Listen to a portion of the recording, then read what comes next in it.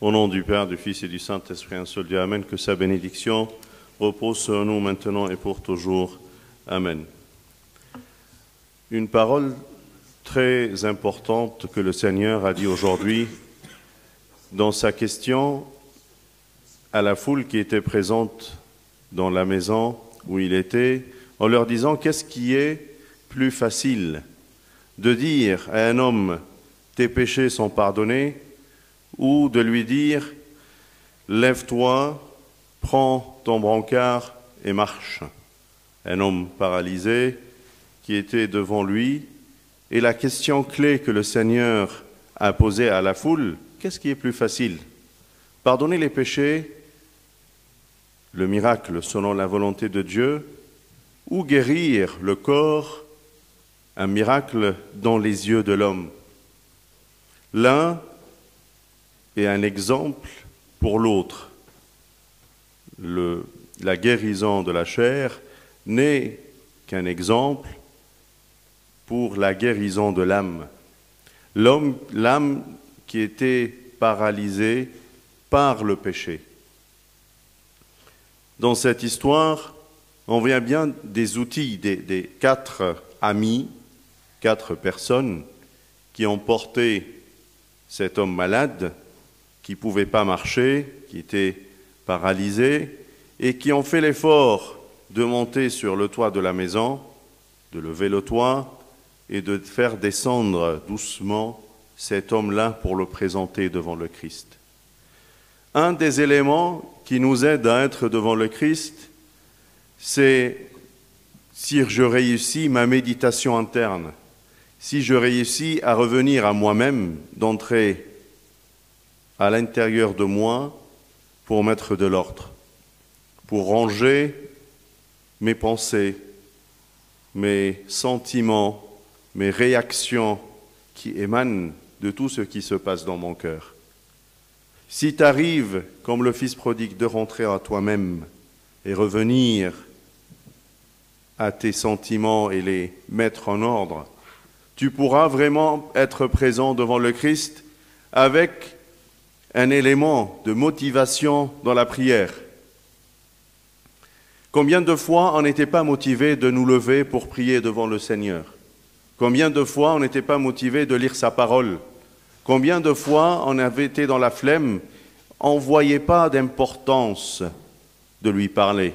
Peut-être quand on est en période d'examen, on a une maladie, on a une épreuve, à ce moment on voit une raison pour prier.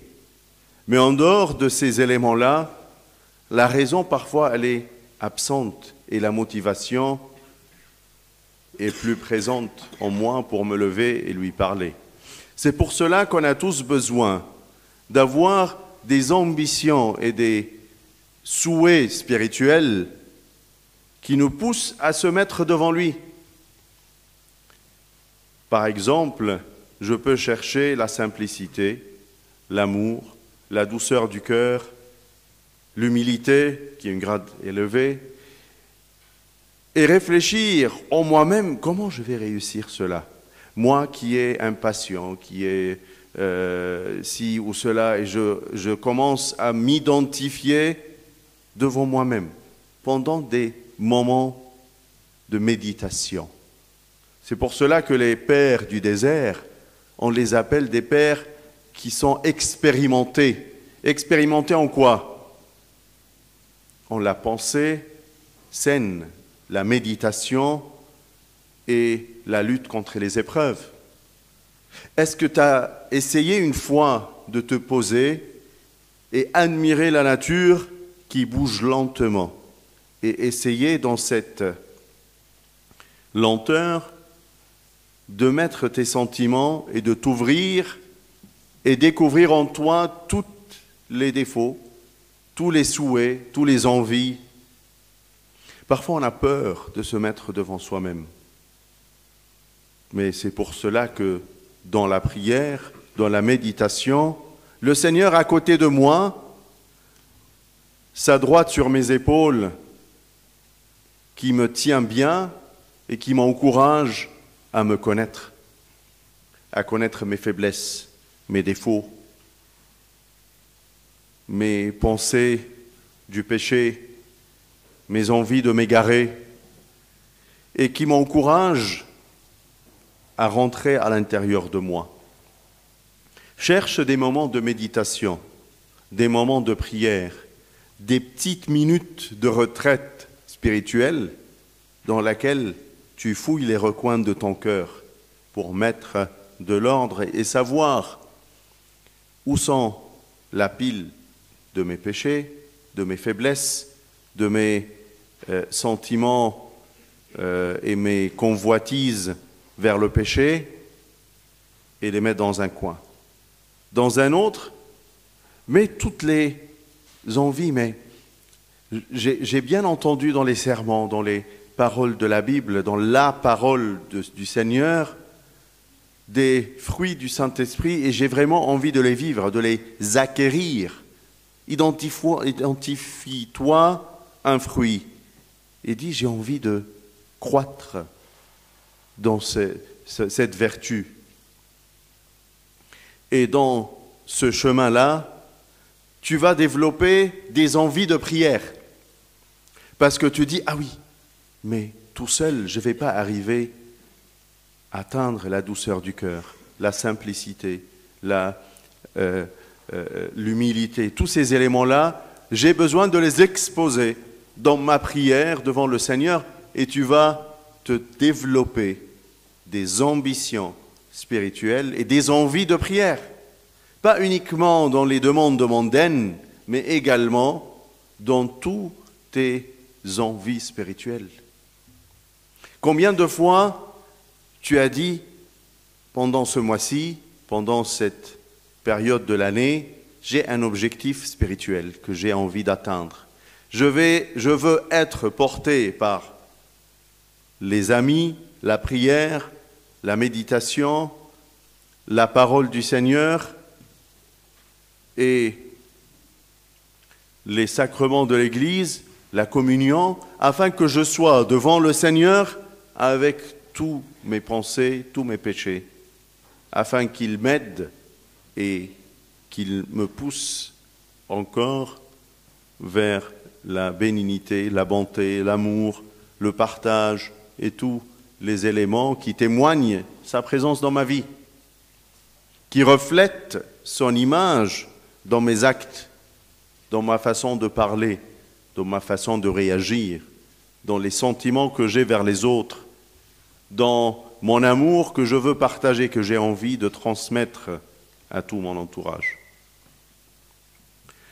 Développe en toi ces sentiments et profite des minutes, des secondes même, de méditation afin de créer en toi un chemin, une envie,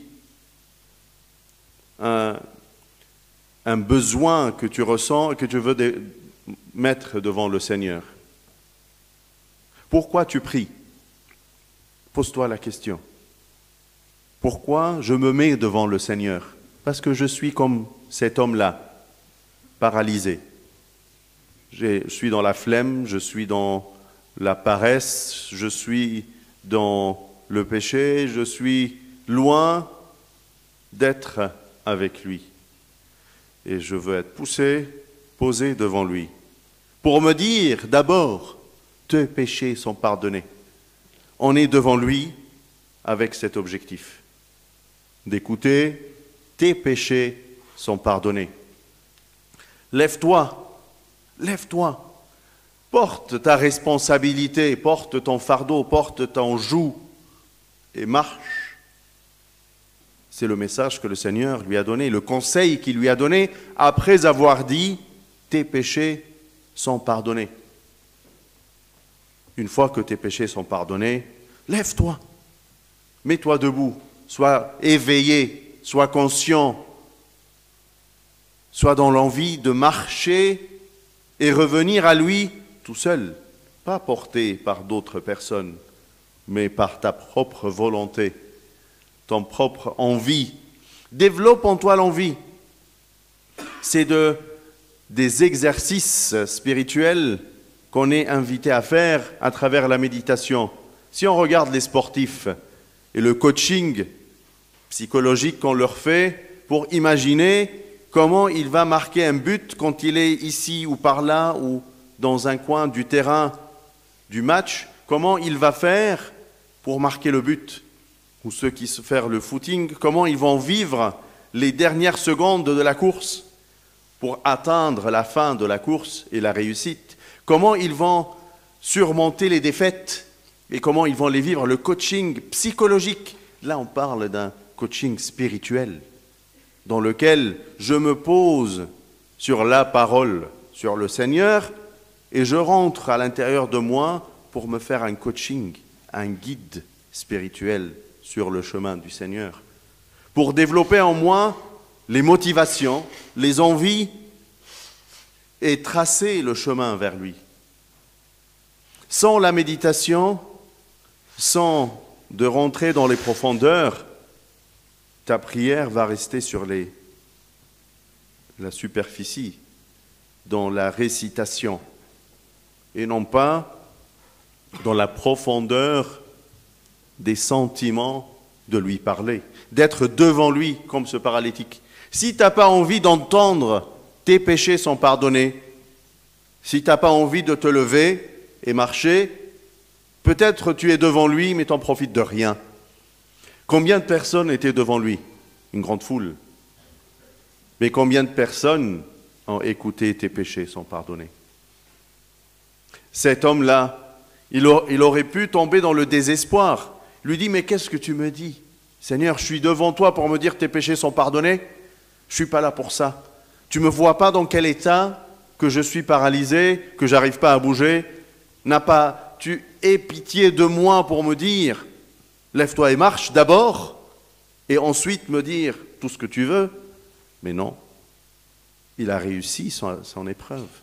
Il a réussi sa période de méditation. Tout le temps qu'il a passé assis sur ce lit-là, ce grabat, c'était un moment de réflexion.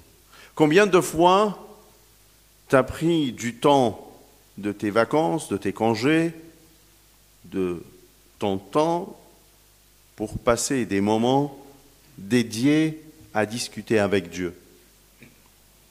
Parfois, on est forcé de le faire parce qu'on l'oublie. Vous savez, les Hébreux, ils avaient un commandement pour une année sabbatique. Tous les 6 ans, ils arrêtent une année, ils ne travaillent plus la terre. Et le Seigneur leur a promis que pendant toute cette année-là, ils n'auront plus besoin de rien. Et ils pourront manger des récoltes des années précédentes. Et ils ont commencé le chemin. Sauf qu'ils ont arrêté de le faire. Pendant plus de 70 années, ils ont raté 70 années sabbatiques. Et c'est pour cela qu'ils étaient en captif pendant 70 années. Le même chiffre. Ils étaient obligés de vivre et de se remettre en question pendant ces années qu'ils n'ont pas présentées au Seigneur. Parfois, le Seigneur te tire vers lui, te dit, mais tu as oublié de me parler. Je vais te faire passer dans la fournaise de l'épreuve pour t'éveiller, pour que tu te remets en question et tu te poses une question principale. Pourquoi j'ai besoin de me mettre devant toi, Seigneur? Pour mes maladies de chair ou pour mes maladies d'esprit?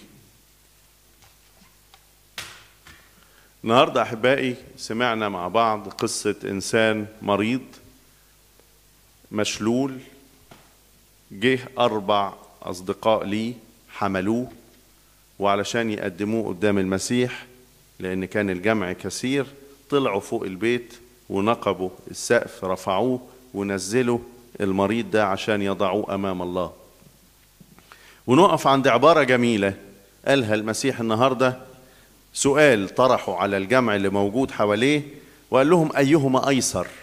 إيه الأسهل؟ أقول للراجل ده مغفورة لك خطاياك ولا أقول له قوم احمل سريرك وامشي؟ إيه السهل وإيه الصعب؟ تفتكر إيه الأسهل وإيه الأصعب؟ الأسهل في عينين الإنسان إنه يقول له اغفر مغفور لك خطاياك وإحنا شايفين حاجة. والأسهل أو الأصعب أو في عينين الإنسان يقول له احمل سريرك وامشي.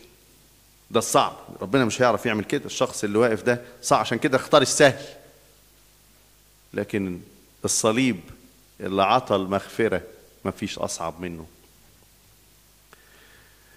الأربع أشخاص دولت اللي جم وحطوا الإنسان ده أمام الله، إحنا كلنا في احتياج ليهم. كلنا محتاجين اللي يزقنا ويحطنا أمام الله، عشان إحنا فقدنا كل الحاجات اللي بتشجعنا إن إحنا نقف أمام الله. بنقف قدامه إمتى؟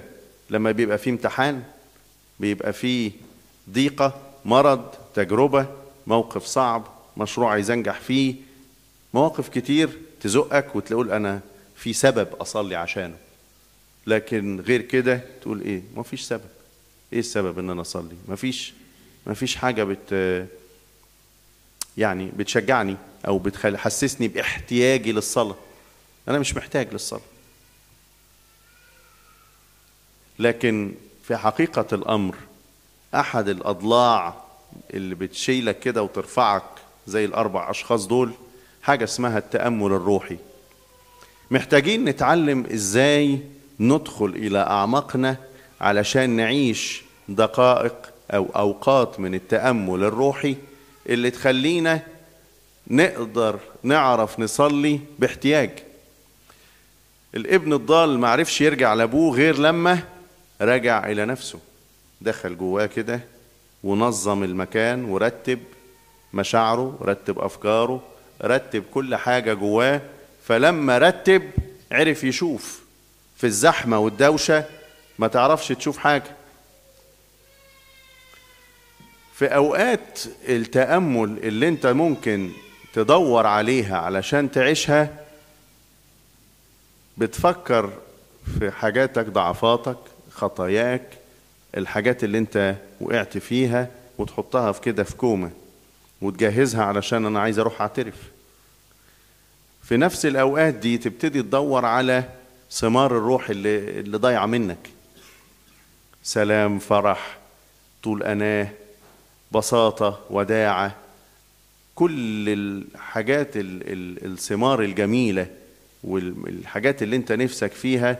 تبتدي تفكر تقول انا اصل انا لما حصل الموقف الفلاني اتصرفت بالشكل ده ورديت بالرد كده، فلما رديت كده اللي قدامي حصل له كده، فاتصرفت بالموقف الفلاني. وترتب كده كل الحاجات اللي انت اتكعبلت فيها وانت بتتصرف. فتقول انا لا، المرة الجاية مش هعمل بالطريقة دي. لو حد استفزني هحاول استعمل الافراز وما استعملش الادانة. بدل ما اقول له انت كذا وانت كذا وانت كذا وشاور عليه وكسر فيه، هشاور على الخطية مش هشاور على الخاطي. الموقف الفلاني ده بيزعل بيضايق، اشاور عليه هو، مش هشاور على اللي قدامي. اشاور على اللي بيوجع، على اللي بيضايق، على اللي بيكهرب، على اللي بيشد. هو ده اللي اشاور عليه، مش هشاور على البني ادم اللي قدامي. فهو يشترك معايا في نفس الرأي ونخرج الخاطئة انها خاطئة جدا ونعلم عليها ومش هنعمل كده ليا ولغيري وهكذا. ده اسمه افراز. فرق بين الافراز والادانة ان الادانة خطية والافراز نعمة. فلما تتعلم الافراز ده هتتعلمه فين؟ في التأمل، في انك تدخل الى نفسك كده وتبتدي تراجع مواقفك وتصرفاتك الغلط وتبتدي تدرس هصلحها ازاي. عارفين اللي بيلعبوا رياضة يبتدوا يعلموهم يتحطوا في ذهنهم كده في الموقف ويراجعوا، يقول انا لو وقفت هنا في الملعب هشوط بالشكل الفلاني، الكرة هتيجي هنا هتخش، ويبتدي يعيش ويقول لك ده معايشة للنجاح او للفرح ده. وفي معايشة للي بيعمل سبق او كده لاوقات اخر كام لحظة من السبق بتاعه هيعيشهم ازاي لحسن ما يوصلش. تبتدي دماغه تشتغل ويبتدي يفقد الهدف ويعيش ازاي اوقات الفشل وما الى ذلك. انا كمان في حياتي الروحية محتاج للتأمل الروحي اللي بشترك فيه مع ربنا. ابتدي انظر على الطبيعة، انظر على اماكن حواليا بتتحرك بهدوء عشان ادخل في الرتم الهادي ده، لان بدون الهدوء مش هعرف اخش لنفسي. عشان تدخل جوه قلبك ومشاعرك محتاج هدوء. هدوء داخل في دماغك، في فكرك، في ذهنك، في قلبك، تهدي من السرعة اللي انت ماشي بيها علشان تعرف تطول. هتخبط، هتوجع نفسك لو دخلت جواك بنفس السرعة، هتوجعك وتخاف من نفسك. كتير بنخاف نبص في المراية، مراية المسيح أو مراية تكشف لنا متاعبنا ونعدي جنبها. لكن امسك في ايد ربنا في الصلاة، قول له أنا بعمل كده عشان أكشف ده قدامك.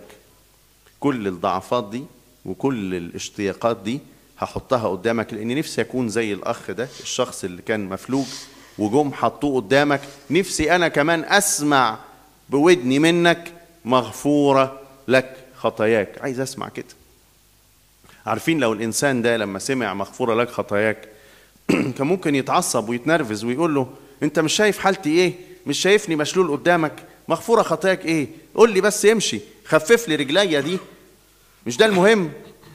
كتير يبقى في ضيقة أو مشكلة وما انتش شايف إيه اللي مستخبي وراها، إيه التعب اللي جواك اللي عايز يتغير، ومغفرة الخطايا اللي انت محتاج لها اللي هي أهم منك حتى تقوم تمشي. ما الجسد ده هيترمي في التراب، مشي ولا ما مشيش هيترمي في التراب، لكن نفسك، لكن روحك هتروح فين؟ هو ده السؤال المهم. أيهما أيسر؟ أيهما أهم؟ إيه المعجزة الحقيقية؟ مغفرة الخطايا ولا المشاكل اللي أنا فيها؟ ما أنا هسيب المشاكل وهمشي، والمشاكل هتقعد للي بعدي واللي بعدي، والمشاكل قاعدة، أنا اللي همشي.